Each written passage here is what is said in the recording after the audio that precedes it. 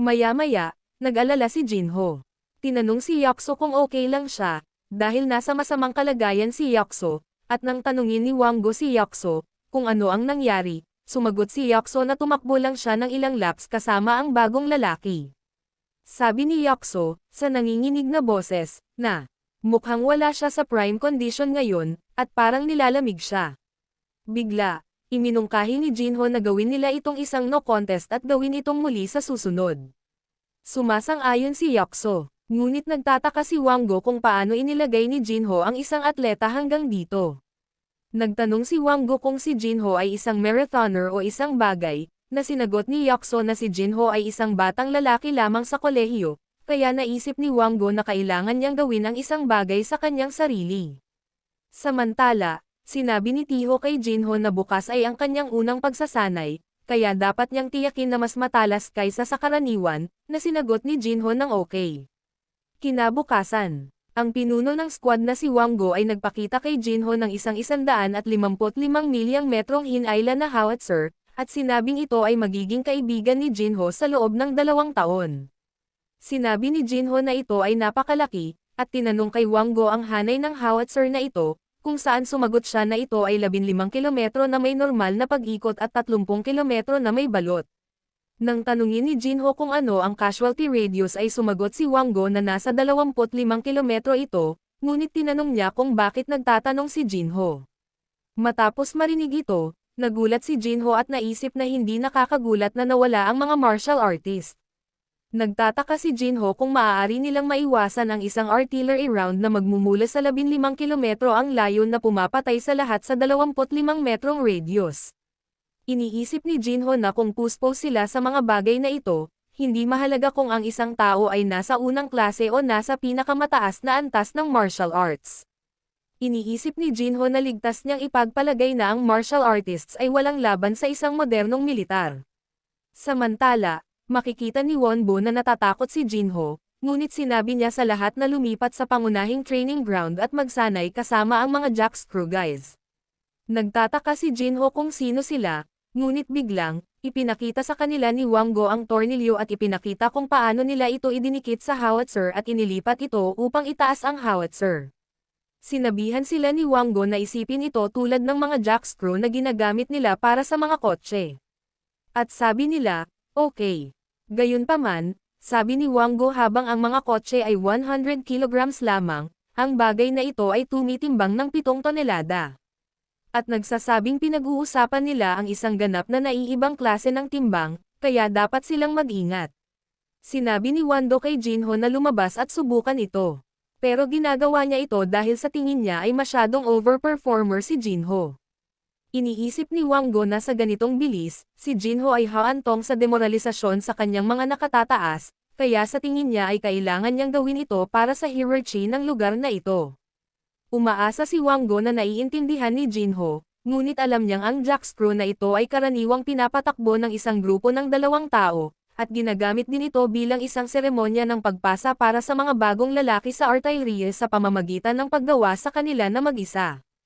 Umaasa si Wanggo na masira nito si Jinho dahil alam niyang ang pagpapaandar ng Jack's crew ng mag-isa ay isang bagay kahit na ang mga buffet soldiers ay may problema sa paggawa. Habang sinisimulan ni Jinho ang pag-andar ng Jack's crew, nabigla si Wanggo nang makitang ginagawa ito ni Jinho nang walang anumang problema. Biglang sinabi ng isa pang sundalo kay Wanggo na lalabas na ang baras, at agad na sinabihan ni Wanggo si Jinho na huminto. Nang tanungin ni Jinho kung sapat na ito, sinagot ni Wanggo na sapat na ito, at nabigla siya kung paano ito nagagawa ni Jinho ng ganoon kadali. Katulad nito, madaling ginagawa ni Jinho ang lahat ng gawain, na ikinagulat ng lahat ng tao sa paligid niya. Tinanong ni Wanggo si Yakso, kung sino.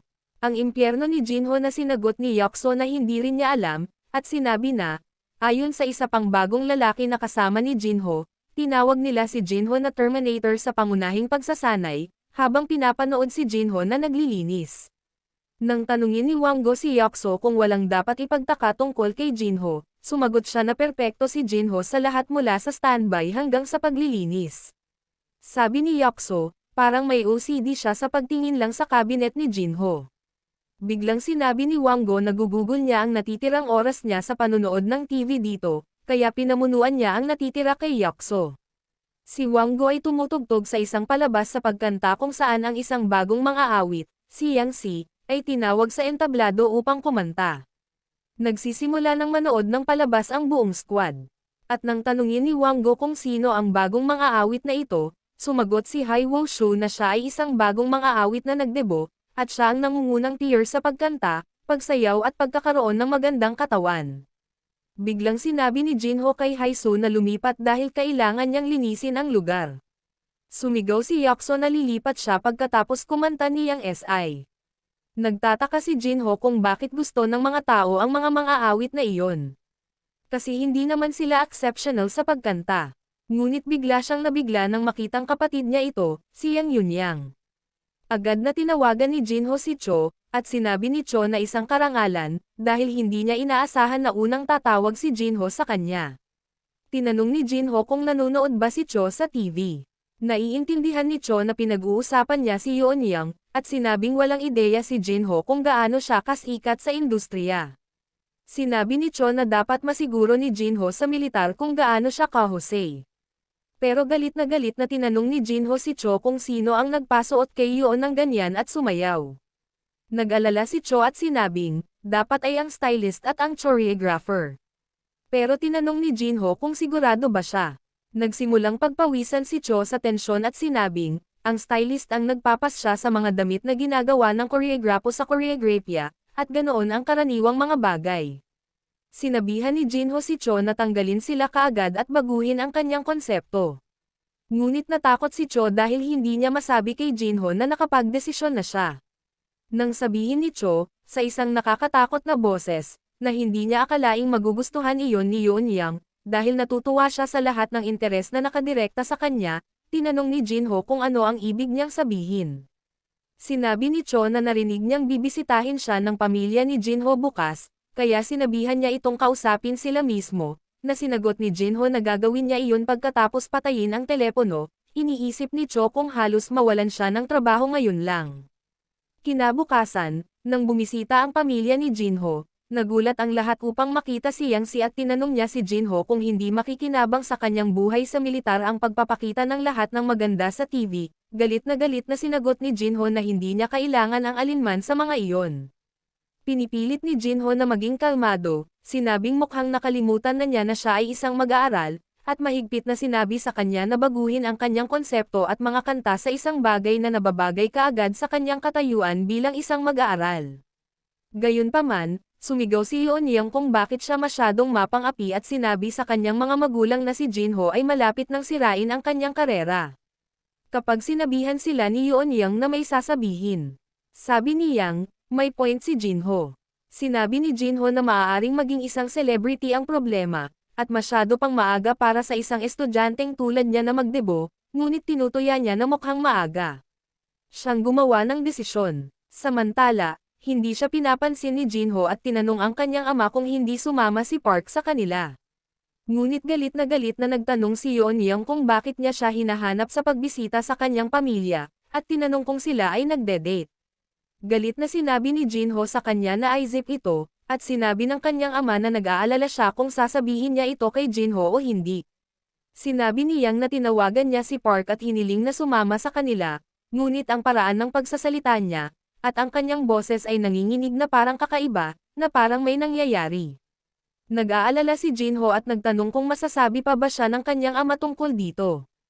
Biglang, nang muling hamarang si Yeonyang, nagtanong kung hindi ba talaga siya nakikipag-date kay Park. Binigyan siya ni Jinho ng nakakatakot na tingin, at agad siyang humingi ng tawad.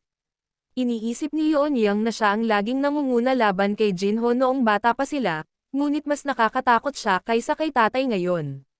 Samantala, sinabi ni Yang kay Jinho na naisip niya na hindi nararapat para sa kanya na tanungin si Park ng direkta, kaya hindi niya ito tinanong. Gayunpaman, humingi ng paumanhin si Yang, ngunit sinabihan siya ni Jinho na huwag mag-alala tungkol dito.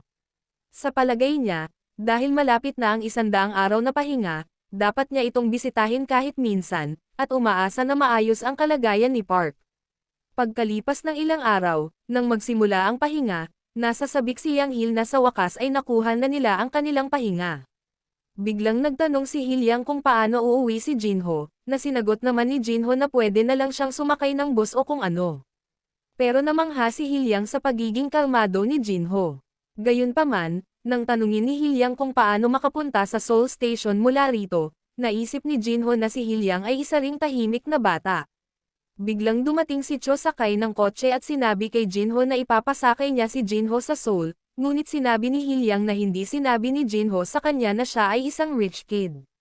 Sinabi ni Jinho na ang kotse ay hindi pag-aari ng kanyang pamilya, ngunit tinanong niya kung gusto ni Hilyang na sumakay dahil gusto niyang pumunta sa Seoul Station, at malugod na pumayag si Hilyang. Pagkaraan ng ilang sandali, ibinaba nila si Hilyang sa Seoul Station, at tinanong ni Cho si Jinho kung nagkaroon siya ng kaibigan sa militar. Sagot ni Jinho na nasa iisang batch sila. Sinabi ni Cho na si Hilyang ay medyo magalang para sa isang mukhang magaspang na lalaki, at sinabi ni Jinho na siya ay isang kawili-wiling tao. Pagkatapos noon, nang tanungin ni Cho kung maaari niyang ihatid si Jinho ngayon, pumayag si Jinho, ngunit sinabi niya kay Cho na gusto niyang pumunta sa ampunan sa sikat ng araw pagkatapos bumisita sa bahay at umaasa na maayos si Park pagkatapos magpalat ng kanyang damit sa bahay. Pumunta si Jinho sa ampunan at sa tingin nito ay tila hindi maayos kumpara sa huling pagkakataon. Habang iniisip ni Jinho kung may nangyari ba, biglang nakita ng mga bata si Jinho, at masaya silang makita siya. Sabi ni Jinho kanina pa, Yulo, at nakikita niyang lumaki na sila. Ngunit ang mga bata ay tuwang-tuwa na sinimulan siyang panunokso at hilahin ang kanyang mga pisngi. Biglang lumabas si Park matapos makarinig ng mga ingay at laking gulat niya nang makita ang Jinho nito. May karga si Park sa kanyang likuran at tinanong si Jinho kung nasa labas siya para sa kanyang pahinga. Sinabi ni Park na dapat sinabi ni Jinho sa kanya na darating siya, ngunit sinabi ni Jinho na dumating siya dahil narinig niyang hindi maganda ang tunog ni Park. Sinabi ni Jinho na si Park ay nakasuot ng apron at may dalang sanggol. Kaya tinanong niya kung nagpakasal si Park habang wala siya. Galit na nagtanong si Park kung ano ang sinasabi ni Jinho at sinabing tumutulong lang siya sa orphanage. Ngunit tinanong ni Jinho kung ano ang ginagawa niya doon, sa halip na magsanay kasama ang kanyang koponan. Nang magtanong si Jinho tungkol sa direktor, kinakabahang sinagot ni Park na balak din niyang pag-usapan ito, na ang direktor ay nasa ospital. Nabigla si Jinho, at nang itanong niya kung ano ang nangyari, sinagot ni Park na siya ay nag-collapse minsan. Sabi ni Park, nang pumunta sila sa ospital, na-diagnose ang director na may stage 4 na cancer sa tiyan. Sinabi ni Park na pagkatapos niyang magtrabaho sa orphanage sa halip na siya, natanto niya kung gaano ito kabuluhan at sinusubukan niya ang kanyang makakaya, ngunit hindi niya posibleng palitan siya. Park na may luha sa kanyang mga mata. Ang sabi, kung siya lang sana ang nag-alaga sa kanya kanina, hindi sana magiging ganito, at nagtatanong kung ano ang mangyayari kung hindi siya umabot. Hinampas ni Jinho ang ulo ni Park at sinabihan siyang huwag mag-alala, dahil hindi niya kasalanan, ngunit tinanong niya si Park kung nasaan ang direktor. Ngayon, pagkaraan ng ilang sandali, pumunta si Jinho sa ospital kung nasaan ang direktor, at sa tingin niya ay nakapunta na siya roon ng maraming beses, ngunit hindi pa rin siya masanay sa lugar na ito. Pumasok si Jinho sa kanyang silid, at nakilala niyang si Jinho iyon, ngunit sinabi ni Jinho na matagal na silang nagkita, at sinabing nag-iisa siyang pumunta dahil kailangan ni Park na manatili sa orphanage. Sinabi ng direktor na naaawa siya sa kanila, lalo na kay Park, na hindi makapag-focus sa pagsasanay dahil sa kanya. Sinabi ni Jinho sa kanya na maayos ang lahat, kaya hindi niya dapat sabihin iyon, ngunit sinabi ng direktor na siya ay naging isang lalaki habang siya hindi siya nakita.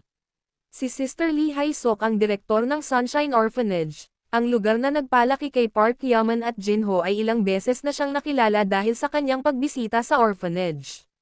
Si Hae-sok ay isang magiliw na babae na may mabait na kalikasan, at kapag tinanong niya kung kumusta ang serbisyo militar ni Jinho, sinagot ni Jinho na wala ito, at ginagawa ito ng lahat. Nang sabihin ni Lee na narinig niya ang mahirap, sinagot ni Jinho na ito ay isang pagmamalabas, ngunit alam niya ang isang katotohanan na si Direktor Lee ay medyo matalas. Sabay-sabay, sinabi ni Lee na nagsasalita siya na parang nabuhay na siya noon.